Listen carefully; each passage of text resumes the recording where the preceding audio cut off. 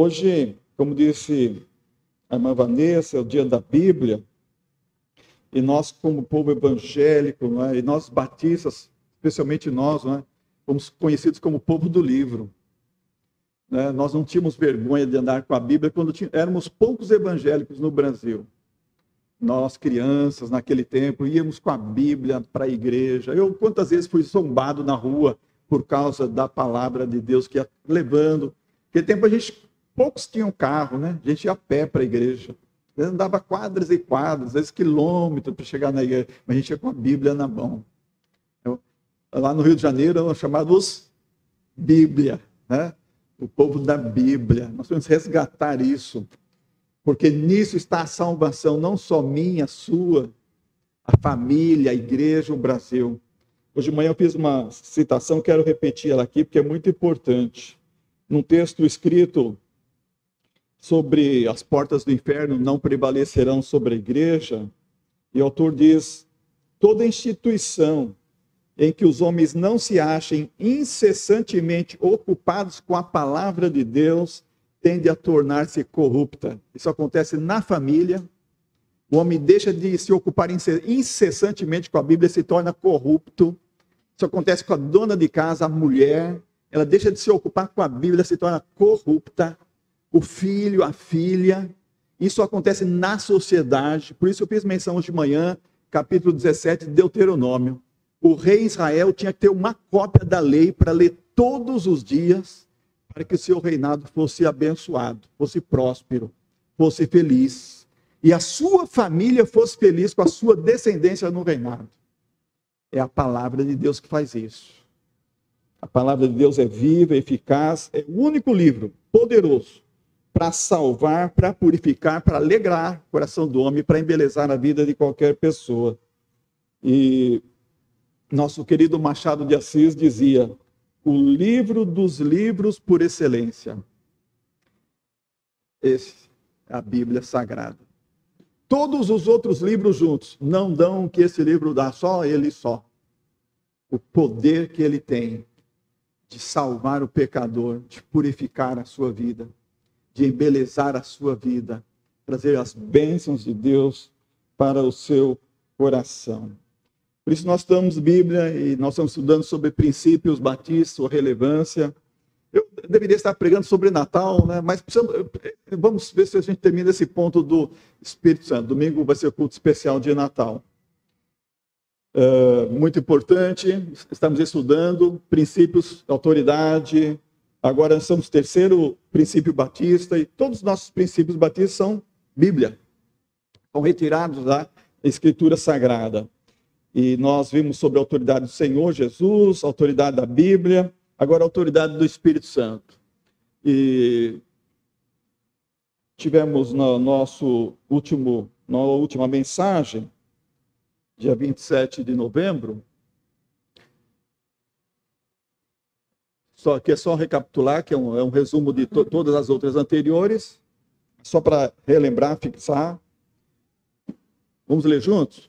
O recebimento do Espírito Santo sempre ocorre quando os pecadores se convertem a Jesus Cristo, que os integra, regenerados pelo Espírito, à igreja.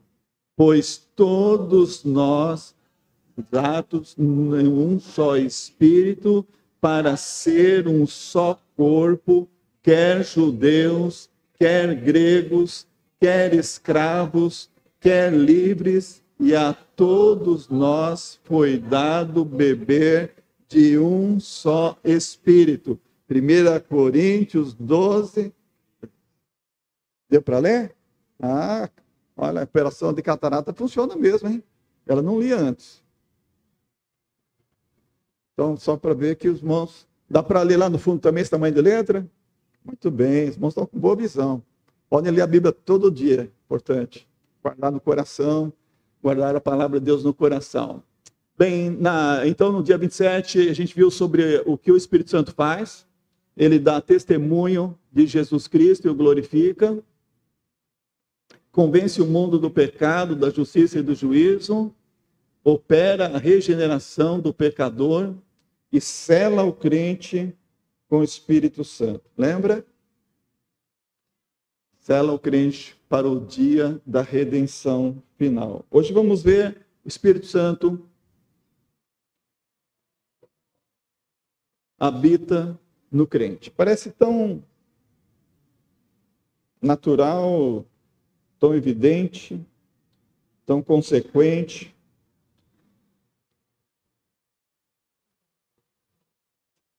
Mas é uma lição que a gente precisa muito disso. Estava lendo o Luiz Saião essa semana, uma experiência que ele teve com o Dr. Russell Shedd. Quem é que ouviu o pastor Russell Shedd pregando alguma conferência, alguma palestra? Não? Ele era descendente de Letos.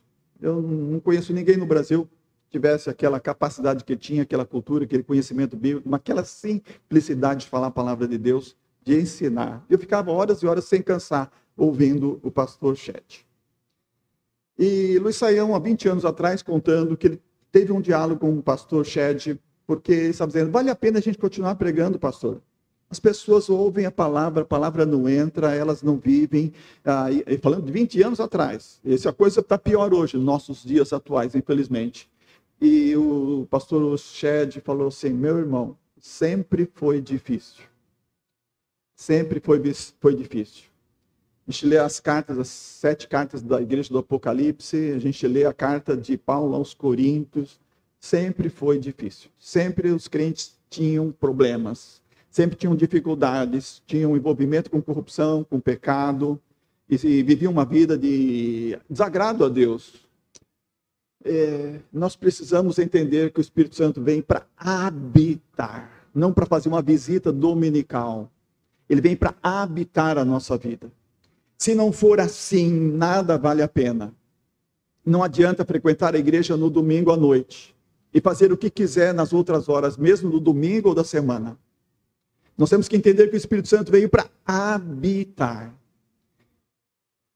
E lembrar que o Espírito Santo não é como o demônio. O demônio, quando entra, ele entra para possuir. Possessão. O Espírito Santo não age assim. Ele vem para habitar. Ele vem para nos ajudar. Ele vem, como diz Jesus, ele é nosso auxiliar. Ele vem do alto, é o nosso ajudador. Mas ele nos respeita quando nós não o deixamos nos guiar. E ele não nos obriga, como o demônio faz quando toma posse da personalidade de alguém. O Espírito Santo é um cavalheiro. Ele respeita a sua vontade. Ele fica triste quando você faz uma escolha errada. Por isso a Bíblia diz, não entristeçais o Espírito Santo. Mas precisamos entender que ele vem para habitar. Precisamos permitir que ele habite a nossa vida, o nosso coração, a nossa carne. Diz Paulo em Romanos 8:9, vós, porém, não estáis sob o domínio da carne, mas do Espírito. Quando o Espírito habita, ele domina a sua vida. É um domínio bom. Não é um domínio mau como o demônio faz. Quando o homem entra no adultério, o demônio entra com ele no adultério. Quando o homem entra na mentira, o demônio entra com ele na mentira. E o que o demônio faz é destruir o homem.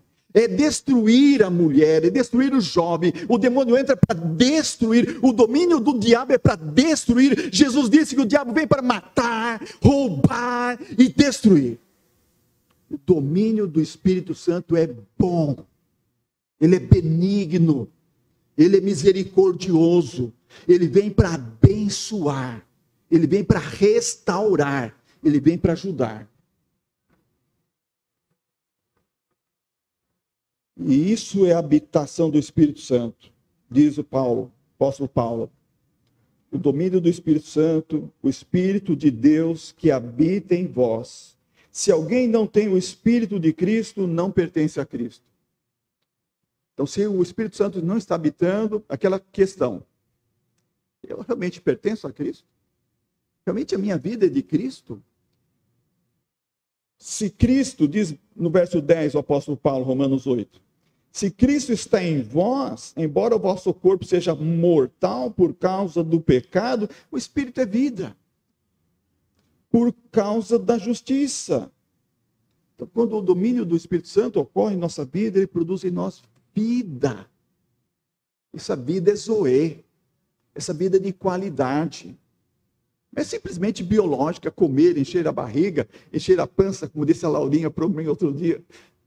Ela me encontrou de manhã aqui, apontou o dedo para a minha pança e falou assim: o que encheu essa pança? Eu falei: muita comida, muita comida. Eu gosto muito das crianças, não pode falar o que quiser para mim, eu não fico.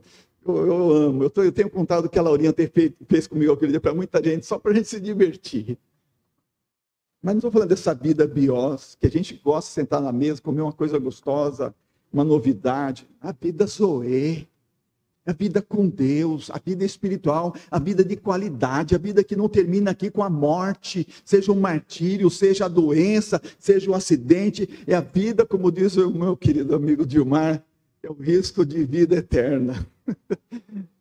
Para nós a morte não é nada, não faz sentido, não é risco de morte, é risco de vida eterna. Esse zoe, é essa vida.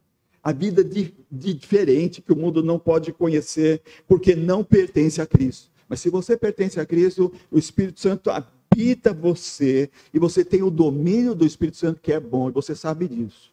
E toda vez que você começa a se desviar desse domínio do Espírito Santo, você então começa a sentir a tristeza, você quer logo pedir: Senhor, volta de novo aqui, habita aqui. Vamos dizer: vós, porém, não estáis sob o domínio da carne, mas do Espírito, se é que o Espírito de Deus habita em vós. Mas se alguém não tem o Espírito de Cristo, não pertence a Cristo. Romanos 8, 9. Outra coisa que o Espírito Santo faz em nós é nos guiar em toda a verdade. Antes de começar o culto, estava o nosso slogan aqui de igreja. Nós somos uma igreja para promover paz, alegria entre as pessoas. E nós estamos fundamentados na coluna da verdade. A coluna da verdade. Nós sabemos que a verdade é a pessoa bendita de Jesus, que diz: eu sou a verdade. E quando nós temos o Espírito Santo habitando em nós, ele nos guia em toda a verdade. Não só a pessoa de Jesus, mas toda a verdade para a sua vida. Toda a verdade para a sua casa, para o seu negócio, para a sua realização, a verdade para a igreja, a verdade para a sociedade, a verdade para o mundo. O Espírito Santo guia. Como João 16, 13 diz: quando, porém, vier o Espírito da verdade, ele vos conduzirá a toda a verdade. Não falará de si mesmo, mas dirá o que tiver ouvido e vos anunciará as coisas que hão de vir. Durante esses 40 anos de ministério, eu tenho visto muitas coisas acontecerem. Passei até por vales de sombra da morte, eu vi colegas caindo, tropeçando, eu vi colegas desistindo, eu vi colegas indo embora, depois retornando, segundo a vontade de Deus. Tão bom quando a gente pode entender como o Espírito Santo guia a nossa vida. É um texto que eu compartilhei outro dia com os irmãos, no dia 18 de novembro, de Mananciais no Deserto, de Alexander Smelis, muito interessante, que nos dá um pouco de luz aqui sobre esse guiar do Espírito Santo. Porque às vezes a gente tem a sensação de que realmente não está sendo guiado, mas está, se a gente tem o Espírito Santo habitando em nós. É um texto baseado em Lucas capítulo 7, 23, quando o Senhor Jesus disse essas palavras: bem-aventurado é aquele que não achar em mim motivo de tropeço. Muito intrigante isso. Por que Jesus falou isso para os seus discípulos? Bem-aventurado aquele que não achar em mim motivo de tropeço. Então Alexander diz: às vezes é bem difícil não achar motivo de tropeço em Jesus Cristo. Os tropeços podem estar na esfera das circunstâncias.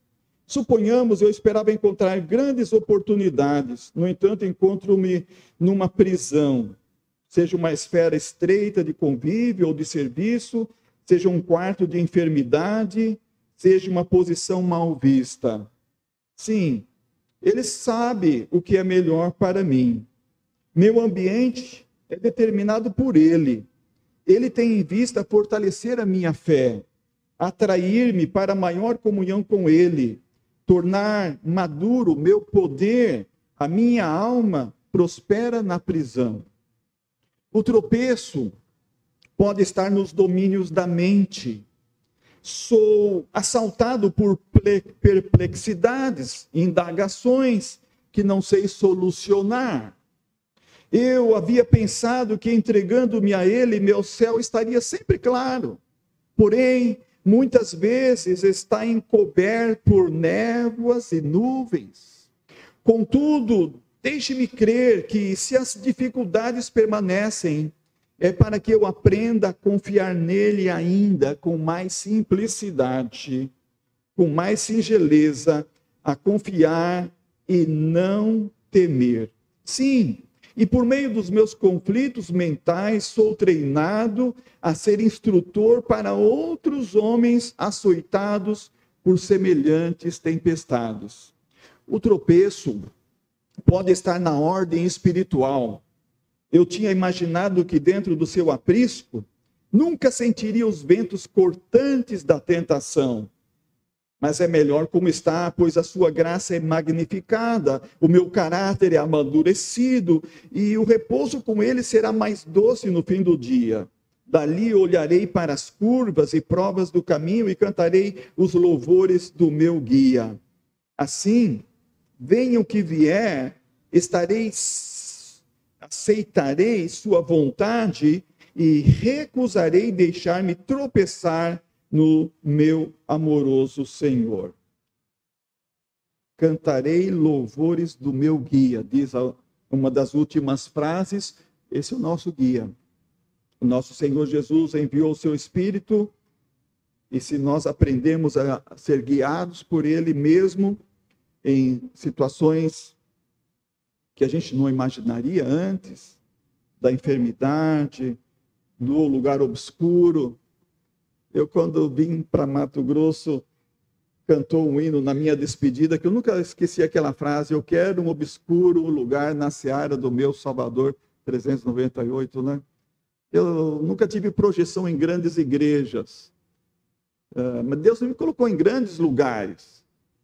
Mas às vezes a gente fica se queixando, pessoas que são inferiores a nós, às vezes têm oportunidade de estar em grandes lugares.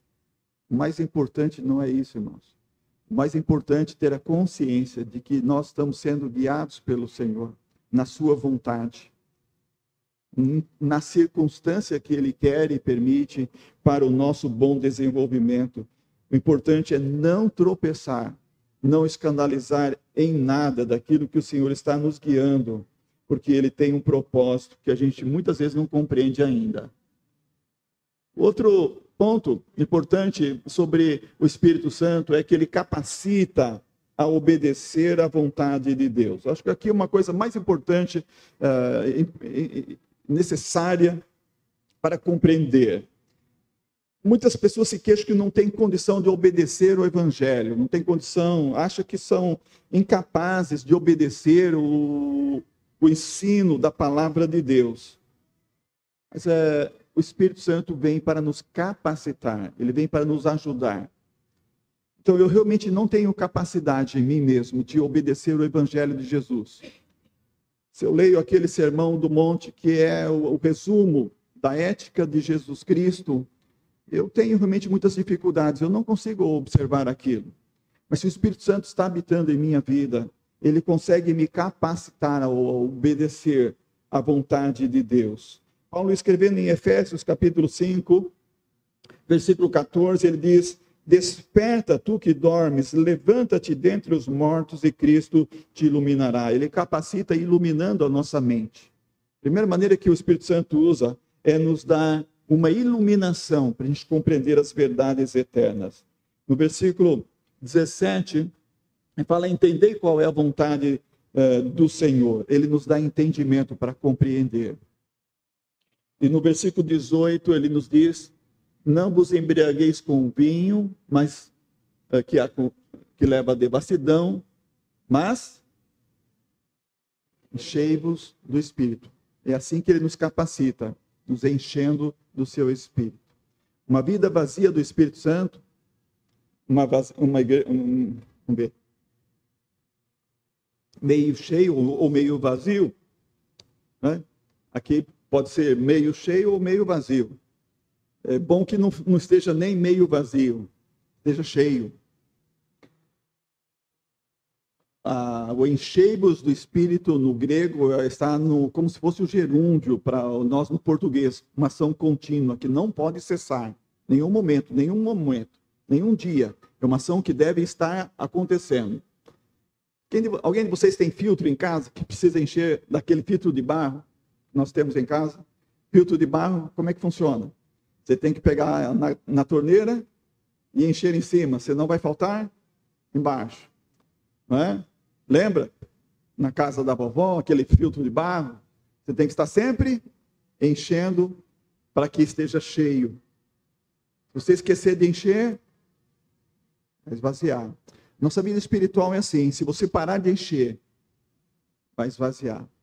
Então o Espírito Santo nos capacita quando nós nos enchemos dele, permitindo que ele encha a nossa vida, e eu vou falar depois sobre isso, e como ele atua na nossa vida em todas as áreas. E aí que está um dos segredos.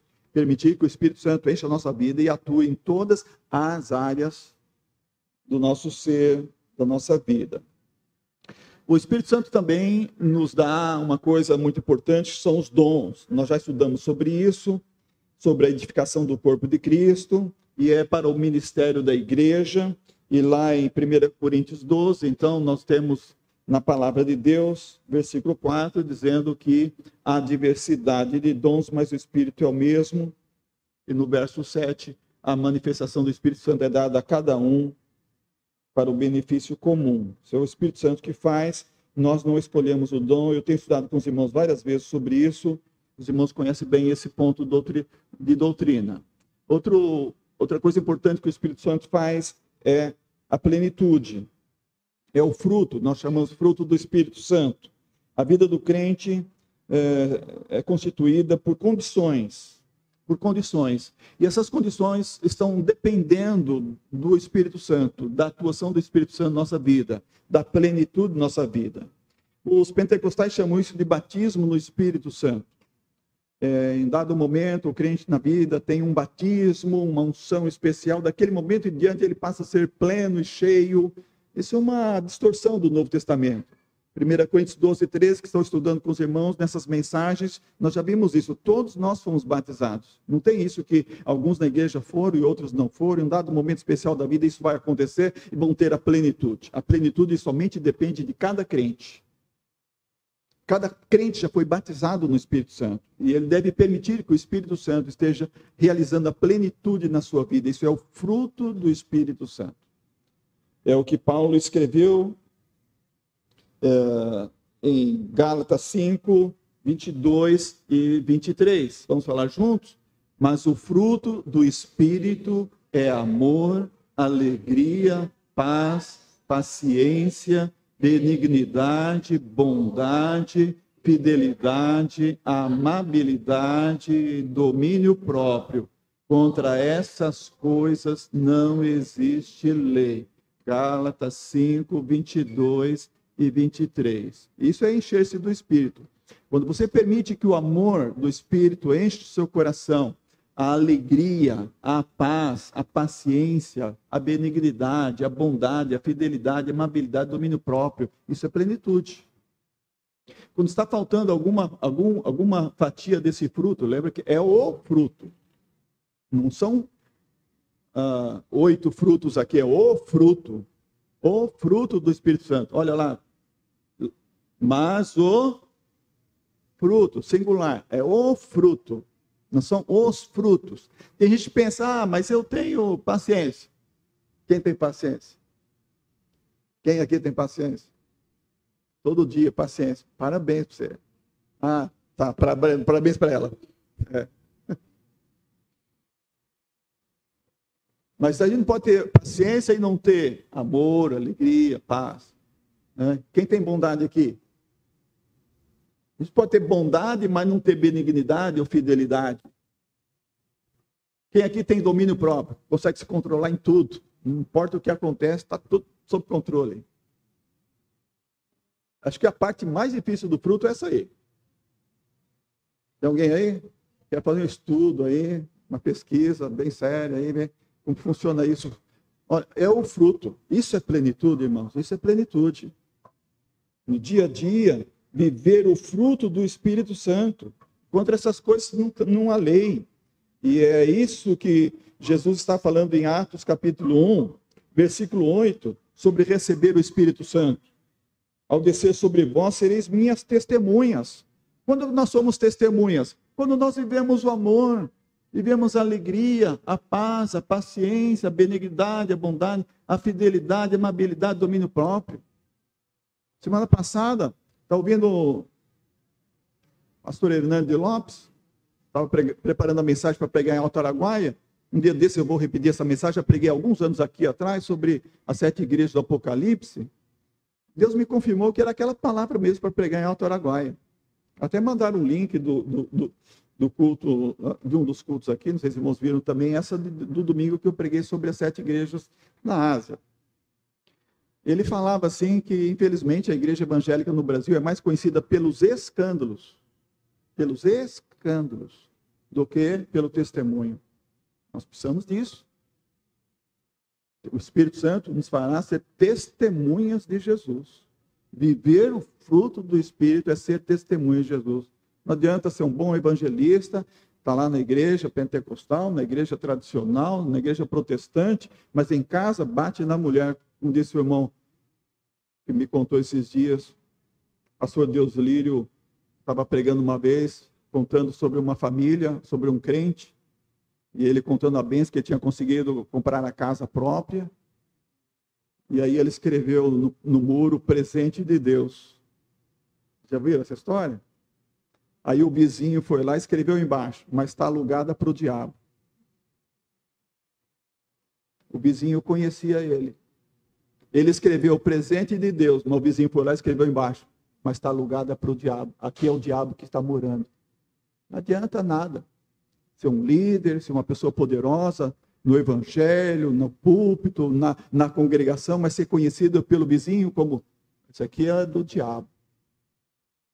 Nós temos que estar aqui no mundo não para escandalizar, temos que estar aqui no mundo para mostrar o testemunho do que é uma vida de plenitude, que é o fruto do Espírito Santo. E esse é o poder que nós recebemos, um poder que muitas pessoas estão desprezando na sua vida, no seu dia a dia. Então, o Espírito Santo dá testemunho de Jesus Cristo e glorifica, convence o mundo do pecado, da justiça e do juízo, opera a regeneração do pecador perdido, sela o crente para o dia da redenção, habita no crente, guia-o em toda a verdade, capacita-o a obedecer à vontade de Deus, distribui os dons para a edificação do corpo de Cristo, para o ministério da igreja no mundo, e ele proporciona plenitude através do seu fruto na vida do crente, dando condições para uma vida vitoriosa e testemunhante. É para isso que nós estamos no mundo, para ter e gozar uma vida cristã vitoriosa, mas testemunhante, para que as pessoas conheçam o poder do Evangelho. Aquele poder que levantou Jesus Cristo dentre os mortos ao 3º dia. E Jesus disse, eu vou para o céu, mas todo o poder me é dado, e eu dou agora a vocês. Agora vão e façam discípulos de todas as nações, batizando-os em nome do Pai, e do Filho e do Espírito Santo. Em nome do Pai, do Filho e do Espírito Santo. Quando foi que nós realizamos o último batismo, irmãos? Quando foi que nós realizamos o último batismo? Vamos fechar um ano mais sem realizar batismo. É para isso que nós estamos aqui na igreja? Só para cuidar da nossa família? Estamos aqui para ser uma família testemunhante, para ganhar almas para o reino. Isso é responsabilidade da igreja, ganhar almas. Isso só acontece quando o Espírito Santo está porcionando, está produzindo, está reproduzindo através da vida cristã vitoriosa de cada crente, testemunhante. Eu sei que é difícil esse mundo, há muitas igrejas, aqui no nosso bairro, quase todo esse quadro tem uma igreja, mas sempre há ainda alguém que precisa ser impactado pelo testemunho do Evangelho. Nós estamos aqui para impactar não com escândalo, mas com o Evangelho de Jesus Cristo. Estamos aqui não para sermos conhecidos como alguém que é do diabo, alugado para o diabo, mas alguém que realmente está vivendo a vida cristã plena. O Espírito Santo habitando, está produzindo fruto, o fruto do Espírito. Como é que anda a sua vida? Como anda o seu dia a dia? Realmente está sendo qualificado como vida cristã vitoriosa e testemunhante? O fruto do Espírito Santo está reproduzindo a sua vida? Eu falo para mim mesmo, irmão. Para você, a palavra do pregador corta primeiro o pregador para depois cortar lá. O Espírito Santo já se manifestou, nós somos discípulos, nós fomos batizados, nós fazemos parte do corpo de Cristo e vamos, como compreensão plena de que todos nós já temos a evidência do dom do Espírito Santo, a manifestação do Espírito Santo em nossa vida, já somos crentes em Jesus. Se alguém ainda não é, lembra que o Espírito Santo dá testemunho de Jesus na sua vida. Você deve aceitar, você deve permitir que o Espírito Santo convença quando você estiver entrando no pecado, uma situação de injustiça, sobre o perigo do juízo divino, operação de regeneração, redenção. Ele vem para selar você para esse dia glorioso, habitar você, guiar você, capacitar você. Ele vem para distribuir dons, para que a igreja possa alcançar o mundo para Cristo, através do discipulado, da obra evangélica, e essa plenitude do fruto do Espírito Santo na vida. Todos devem viver essa vida vitoriosa. Todos devem viver essa vida testemunhante. Por quê?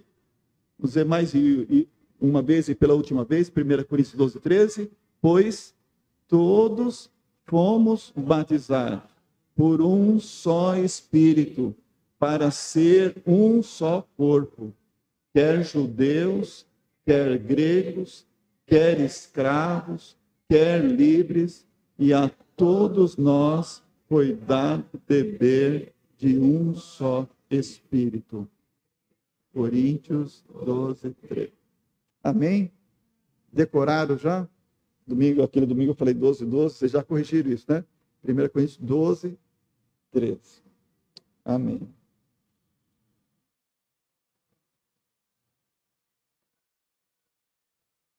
Vamos orar?